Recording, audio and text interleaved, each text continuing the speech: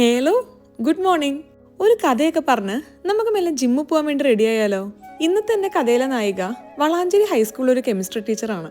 എൻ്റെ അമ്മ. എൻ്റെ അമ്മയുടെ കല്യാണം കഴിയുന്നത് 24-ാമത്തെ വയസ്സിലാണ്. കല്യാണം കഴിഞ്ഞ് അധികം വൈകാതെ ഞാനുണ്ടായി. ഒരു 3 വർഷത്തിന് ശേഷം രോഹിത്തും ഉണ്ടായി.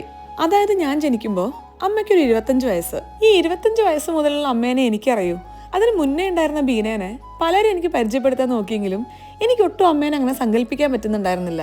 നല്ലോണം ഒരുങ്ങി നടന്ന് ഇറങ്ങുന്ന ഒട്ടുമിക്ക സിനിമകളും കണ്ട് വായനയും പഠിത്തും ക്രാഫ്റ്റ് വർക്കും തുന്നലും ഒക്കെ നടന്നിരുന്ന ഒരാളായിരുന്നു അത്ര അമ്മ.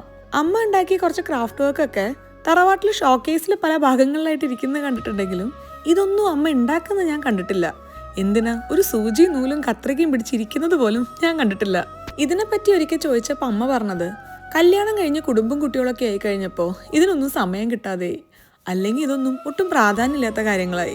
അത് സ്വാഭാവികമാണെന്നും അത് തന്നെയാണ് ശരിയെന്നാണ് അമ്മയ്ക്ക് എല്ലാവരും പറഞ്ഞു കൊടുത്തതും. അങ്ങനെ ഇതിന്നൊക്കെ കിട്ടുന്ന സന്തോഷം അമ്മ മെല്ലെ മറന്നു തുടങ്ങി. ഇപ്പൊ കാലം കുറെ കടന്നുപോയപ്പോൾ അമ്മയ്ക്കൊരു 19 വയസ്സായി കഴിഞ്ഞപ്പോൾ അന്ന് അമ്മയ്ക്ക് ഒട്ടും പ്രാധാന്യം കൊടുക്കാത്തതിന്റെ ചില വിഷമങ്ങളൊക്കെ പറയാറുണ്ട്.